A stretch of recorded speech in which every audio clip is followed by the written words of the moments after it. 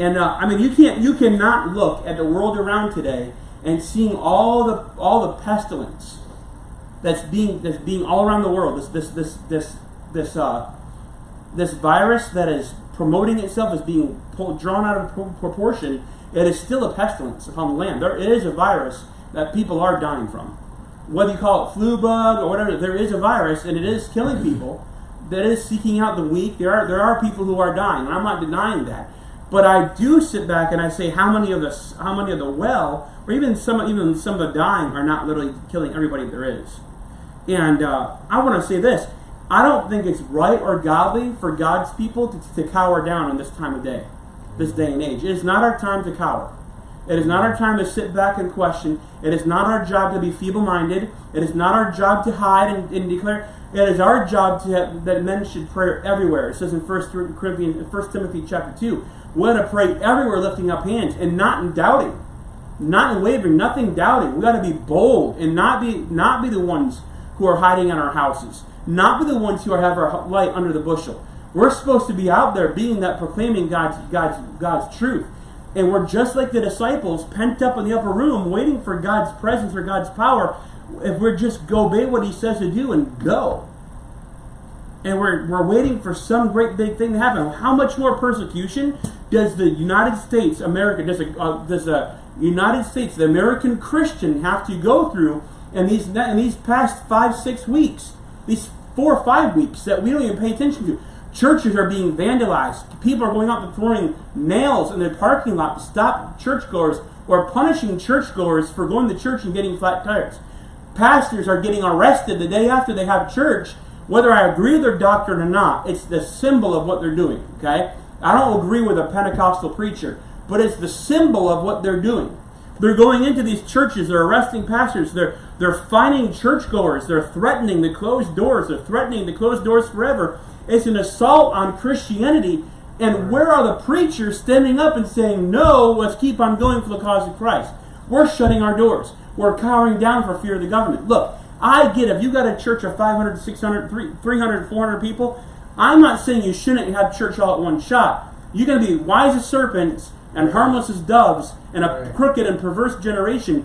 Why don't you split up your morning service? Why not split up your crowd to separate parts of the building? Why not, if you got a big enough building, why not have a church, a main service here, and you have for the elderly, and you have family services over here, and you've got it to where you can have your assistant pastor or your deacon or somebody prepare a message. You're under one great big roof, but you're in separate buildings. Why not split things up? In this day and age, why don't we go and, have maybe 3 or 4 services on a Sunday and forego some of the things that we've always traditionally done? There's ways to get around it. But so much the more as you see the day approaching. Does this not spell out so much the more? Does this not spell out some... Looking at all the things that's going on in the world, look at all the pestilence, earthquakes. There was 4 earthquakes last week alone. Plagues, floods, famines, all over the place. And we're sitting back in our sealed houses thinking everything's going to be okay. We've got to obey the government for just so that... Wait until they start implementing vaccinations. Wait until they start implementing Mark of the Beast. Then what are you going to do? Oh, you're a conspiracy theorist.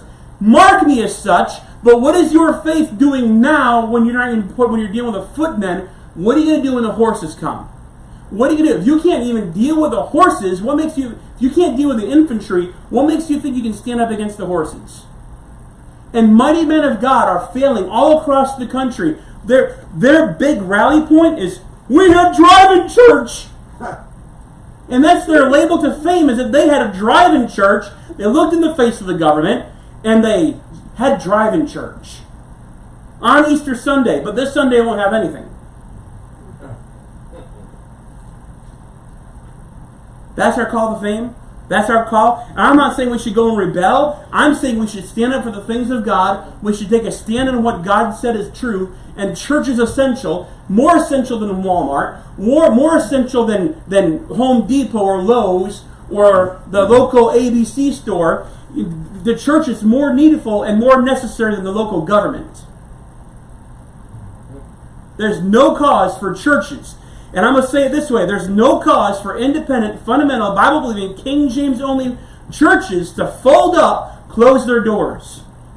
and wait for this thing to pass. There is no reason for it. The Bible says so much more. Brother Josh Gander, and I don't know why they don't call him a pastor, because he doesn't want to call himself pastor or something, but he's up there in Canada and Sound Words Baptist Church, and he preached a sermon, and he was like, the command of God is higher than the command of the land. Yeah. And he said this, I don't have the authority to close the church down to follow man. I don't have the authority to close the church down. Because I'm a leader of the church, but I don't have the authority to. God said, be there, and I've got to be there. God told me that I'm supposed to obey God and not man. I don't have the authority to disobey God. I've got the authority. I don't have the authority to follow man. I've got the authority to follow God. And I was like, wow, that guy right there has got some grit. Well, he doesn't have as many people as I do. I don't care how many people you got. If you're not doing the right things, you shouldn't have the people you got. Stand up, stop cowering down, stop being a baby about it, and fight. Use your senses. Yeah, if you're sick, stay home. That's the truth. If you're sick, stay home. If you've got something by your own doing dietary, I've got a dietary issue going on right now. It's not because of a stomach bug, it's because of something I eat. Unless the syrup gave me something I don't know about. But what I've got is something that I did wrong internally. Okay, it's not some stomach bug that I got going around. But I can tell you that if I was sick and I always had the snot nose running down my throat, down my nose everywhere, I want to have church. I would either find someone else to be here, or we'd have the cancel service out of sickness. But if no one's sick, why are we? The wicked flee when no man pursueth. Proverbs 29:2. We believe the Bible, right? So then why are we shutting down churches? Because we're operating in the flesh.